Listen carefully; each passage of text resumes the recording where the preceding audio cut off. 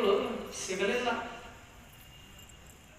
ಕೊನೆಗೆ ದೇವ್ರ ಹತ್ರ ಬಂದು ಬೇಡಕೊಂಡ್ರು, ಭಗವಂತ 50,000 ರೂಪಾಯಿ ಕೊಟ್ಟು ತಂದೀನಿ ಎಮ್ಮಿನ, ಏನು ಮೇಯಾಕಂತ ಕೈ ಬಿಟ್ಟು ನೀವು ಹೋಗಿದ್ದೇವೆ ಬಂದಿಲ್ಲ. ಇನ್ನು ಒಂದು ವಾರ ಸುತ್ತಮುತ್ತ 10 ಹಳ್ಳಿ ಎಲ್ಲ ಮುಗಿದವು, ಎಮ್ಮಿ ಮಾತ್ರ ಸಿಕ್ಕಿಲ್ಲ.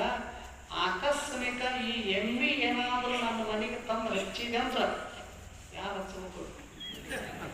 ದೇವರು ಈ ಎಮ್ಮಿ ಹೇಗಾದರೂ ಮಾಡಿ ನನ್ನ ಮನೆ ಮುಂದೆ ತಂದು ನಿಲ್ಲಿಸಿದೆ ಅಂದ್ರೆ ನಿನಗ 6 ಕಾಲಿಂದ ಒಂದು ಬಲಿ ಕೊಡ್ತೀನಿ ಅಂದ್ರು. 6 ಕಾಲಿನ ಪ್ರಾಣಿ ಬಲಿ ಕೊಡ್ತೀನಿ ಅಂತ ಬೇಡಕೊಂಡ್ರು. ಅಂದ್ರೆ ದೇವಿಗೆ ಬೇಡಕೊಂಡಿದ್ವಿ.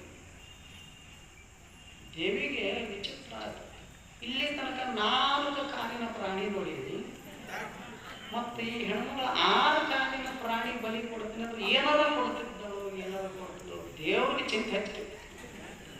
ರಾತ್ರಿ ನಿದ್ದೆ ಹತ್ತುವಂತ ಯಾರಿಗೆ? ದೇವರಿಗೆ. 4 ಕಾಲಿನ ಪ್ರಾಣಿ ಅದಾವು, 6 ಕಾಲಿನ ಪ್ರಾಣಿ ಯಾವ್ದು ಇರ್ಬೇಕು? ದೇವ್ರ ಚಿಂತೆ ಮಾಡಬೇಕು. ದೇವಿ ಹಗಲಿ ರಾತ್ರಿ ಕೂಡಿ ಬರೀ ಚಿಂತೆ ಒಳಗೆ ಮಲಗಿದ. ನೋಡ್ಯಾರ ನೋಡೋಣ, ಮತ್ತ ಎಮ್ಮೆ ತಮ್ಮ ಮನೆಗೆ ಹೆಚ್ಚಿದ ಅಂತ ತಿಳ್ಕೊಂಡು ದೇವಿ ಗುಡಿ ಬಿಟ್ಲು. ಎದ್ರ ಸಲುವಾಗಿ? ಇದು ಗೊತ್ತಿರ್ಬೇಕು. ಎಮ್ಮೆ ಸಲುವಾಗಿ ಗುಡಿ ಬಿಟ್ಟು ಅಲ್ಲಿ ಹೋಗಿ ಕೊನೆಗೆ ಎಮ್ಮೆ ತಗೊಂಡು ಬಂದು ಮನೆಗೆ ಹೆಚ್ಚಿದ್ರು. ಸಂತೋಷ ಅಂತ ಹೆಣ್ಮಗಳು. ದೇವಿ ಅಂದಳು, ಮತ್ತ 6 ಕಾಲಿನ ಪ್ರಾಣಿನ ಬಲಿ ಕೊಡ್ತೀನಿ, ಏನಾರ ಕೊಡ್ತಿರ್ತಾಳೆ, ಏನಾರ ಕೊಡ್ತಾಳೆ ಅಂತ ದೇವಿ ಕಾಯ್ಕೋತ ಕೂತಿದ್ಲು. ಮಂಗಳ ಮರ ಬಂತು. ಬರ ಎಣ್ಣೆ ಹೊತ್ತಿ ಹಿಡ್ಕೊಂಡು ಬಂದು ಸಾಷ್ಟಾಂಗ ನಮಸ್ಕಾರ ಹಾಕಿ ದೇವಿಗೆ ಕುತೂಹಲ. ಎಣ್ಣೆ ಬಟ್ಲ ಅಟ್ಟ ಕಾಣತ್ತ ಕೈಯಾಗ, ಮತ್ತು 6 ಕಾಲಿಂದ ಬೇಕಲ್ಲ ಬಲಿ, ಏನಾರ ತಂದಿರ್ತಾಳೆ, ಏನಾರ ಕೊಡ್ತಿರ್ತಾಳೆ ಅಂತ ಕಾಯ್ಕೋತ ಕೂತಿದ್ಲು. ಬರ ದೀಪ ಹೊತ್ತಿಸಿ ಹೇಗ ತಲೆ ಕೈ ಆಡಿಸ್ಕೊಂಡು ಒಂದು ಹೇಳು ಸಿಕ್ತು. ಅದನ್ನ ದೇವಿ ಭಕ್ತರ ಮುಂದೆ ಹೇಂಗ ವಾತಾವರಣ ಬಲಿ ಕೊಟ್ಟಿನ ಅಂತ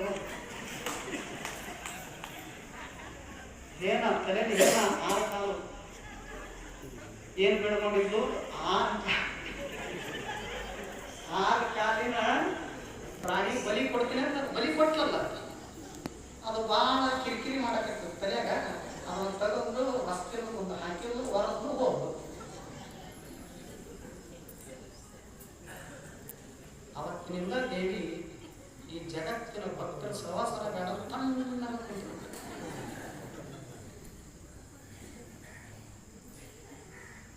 ಹಿಂಗ ಆಗ್ಯದ ಮನಸ್ಥಿತಿ. ಅದಕ್ಕೆ ಅವ್ರಿಗೆ ಹಂಗಾಗಲಿ ಇವ್ರಿಗೆ ಹಿಂಗಾಗಲಿ ಅಂತ ಬೇಡೋದಲ್ಲ. ಇಂಥ ಭಾವ